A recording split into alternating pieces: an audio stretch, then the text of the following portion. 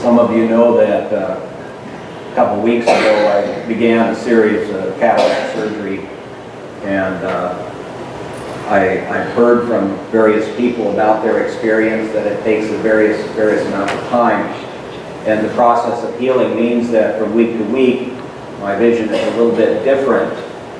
So I decided I needed to have these handy, but as I've said, I hope I look intellectual and not forgetful.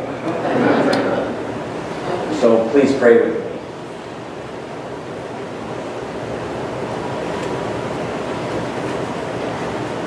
For the beauty of this day, we give you thanks. For the gift of memories, we give you thanks, and for your grace which takes difficult memories and gives us hope. We praise you and give you thanks. We pray now that the words spoken and the words heard might be your word. For only when you speak, Lord, do we have life. Amen. 150 years ago this month, the symbolic golden spike connected the population of eastern United States with the growing West Coast. Of course, this portion of the country played a significant role as Council Bluffs was selected to be the beginning point of what was called the Transcontinental Railroad. As some of you know by now, I'm one who likes to take bits of history and then accentuate stuff that's easily overlooked. And along that line, there are several points we can make. First of all, the name Union Pacific is very important. The argument about building the Transcontinental Railroad took place in the 1850s, but the big argument was which route. There was a shared dream to build this to the West Coast, to California. However, the states that rebelled against the nation, the states that became the Confederacy, wanted a southern route. The issue was really who would have access to the gold in California. The route which was eventually taken was most likely the best route. However, the decision was not being made on facts of science. Rather, the decision was made on partisan economic interests. The South wanted to preserve its economy based on exploiting the labor of human slaves. And to do that, they needed gold. Also, the decision to put federal support into the project could be made during the early 1860s because the Confederate States, in their rebellion, had pulled out. They were no longer in Congress. They were no longer hindering the discussion of things that would benefit the whole nation.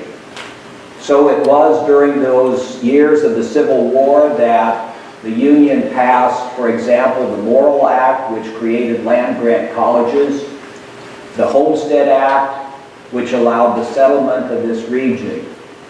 Now, to be sure, when we talk about any of those developments, we recognize a downside, what we at best would call collateral damage, of how that dislocated civilizations that already were here.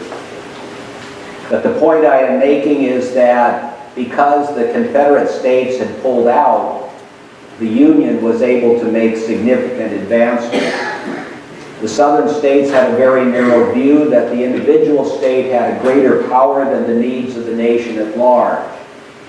In their emphasis on states' rights, especially to preserve the right to own humans, in their emphasis on state rights, they refused to acknowledge the value of a broader coalition in order to accomplish projects that would benefit the whole nation.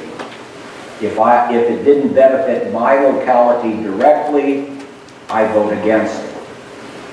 Sadly, that debate continues today. Back to the Transcontinental Railroad.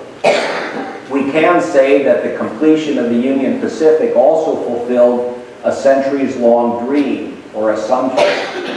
In history, and here I have to add, I am getting to the point, just Come with me. In history, we learned that Christopher Columbus sailed west, seeking a quicker route to spices, at that time available only in East Asia. Sailing west to go east?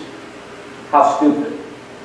Everybody knew that the world was flat, and if you kept going, you would fall off the edge. Was Columbus and those like him visionary or lunatic? Then, however, Western Europeans found this huge landmass apparently blocking the way. But surely there was a way through it. That was called the Northwest Passage, an assumed waterway to get from one side to the other so that one could continue via ship to get those spices in the east. The combination of the Ohio River, the Mississippi River, and the Missouri River all indicated that the Northwest Passage was very real. So some 60 years before the Transcontinental Railroad, Lewis and Clark explored the river system, again assuming there was a water-level passage.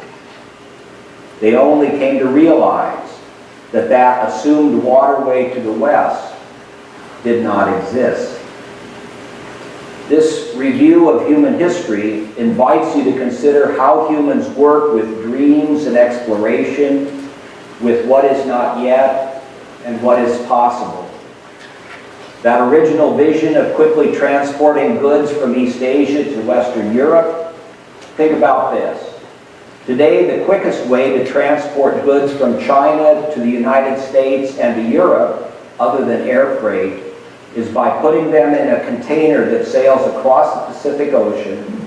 The container is transferred to a train that goes across the continental United States, and the container is then transported onto another ship and taken to Europe. That container very likely passes through the Omaha metropolitan area. Just another detail. The men who laid out the path for the railroad from the east and from the west were in their 20s and early 30s when they did this. Today we read about the Apostle Paul having a vision. We read again from the last book of the Bible, which is filled with images that are incredibly strange and scary. Today's picture does include something for which we would hope, like a river walk that brings a peaceful world. But what are we to do with such claims?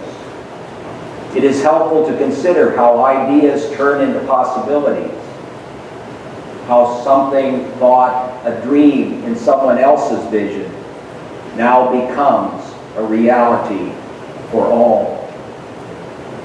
How did a Northwest Passage, which really did not exist, become a transcontinental railroad?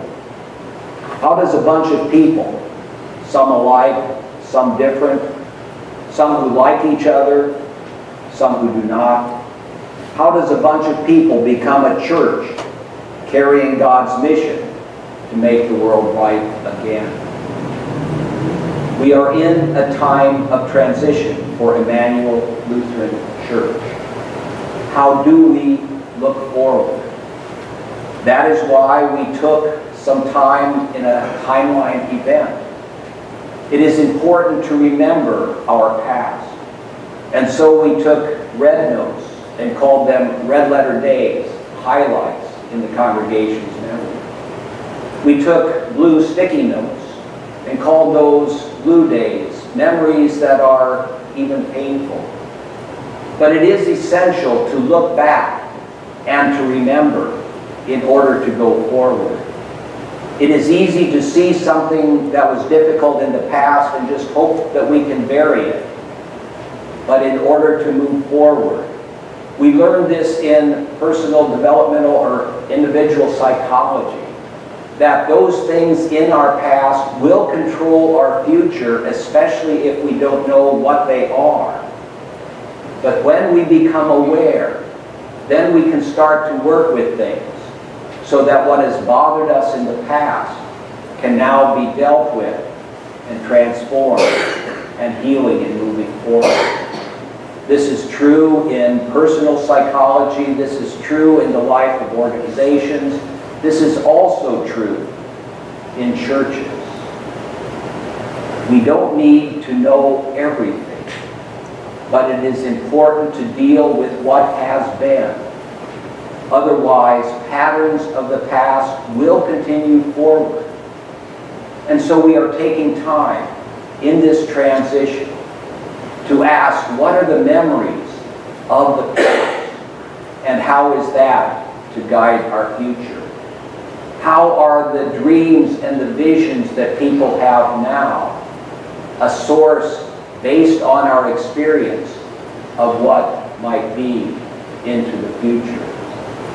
As I think about the story of the Transcontinental Railroad and all that went back, we can see who are the people that have these grand ideas and who are the ones that made it happen.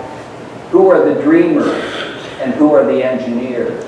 Who are the planners and who are the ones who work out the details? All of those are necessary in order for any organization to move forward. Now, as we talk about that here, it may not seem as exciting as a transcontinental railroad. In fact, it may not seem as big as St. Paul hearing the call to go to Macedonia, crossing over into the European continent. But for those people for whom Immanuel Lutheran Church is to be their connection with God, the plans we make are monumental. And so we are called together. And that is why we'll be gathering together for faithful conversations, a way of learning how we can talk so that we are willing to listen and willing to speak. We are willing to attend with kindness and willing to open ourselves with honesty. All of that is essential for taking our images, our possibilities, and turning them into God's reality. This is Memorial Day weekend. We remember. But what is important is that we remember past visions so that we can focus on the future. Those who have guided and nourished us in the past, what have they given to us? Not so that we dwell in the past, but so that we can live into God's future. We talk about things that have been, and we share those ideas openly and honestly. We share those in prayer, we share those in conversation, so that together we can discern our usable past for God's preferred and promised future. Our usable past for God's preferred and promised future. As I was preparing for these sermons in May into June, I was also listening to the stories about Doris Day at the time of her death. And I thought of that song, Que sera, sera, what will be, will be. And that important line, the future's not ours to see. But that line, what does it really mean? How does it impact us? The future's not ours to see, what will be, will be. Is that a call to be at peace? Or is that passively surrendering? When we tell someone what will be, are we saying, please be at peace with how things are? Or are we telling them to sit down and shut up, when in fact we should be saying, here are the steps we will take together to improve your situation. What will be, will be. And I thought of that most important story in Exodus chapter 3, where Moses encounters God, asks God's name, and God reveals what faithful Jews are unwilling to speak out of a sacred sense. But we, through Jesus Christ, learn to speak God's name, I am who I am. Hebrew scholars tell us that we could also translate that in the future tense, I will be who I will be. Now, no one of us can say that. Perhaps in graduation speeches we hear someone say, whatever you want to be, you can become that. And those of us of older age know that that's not a real promise. And when we learn our limitations and become something within those limitations, then that's a freeing experience. But no one of us gets to say, I will be who I will be. Only the Creator of the universe can say that. But because the Creator of the universe can say that, because God does say, I will be who I will be, that gives us reason for hope. The future is not ours to see, but the future is God's to show us. That's true for Immanuel Lutheran Church, and that is true for you.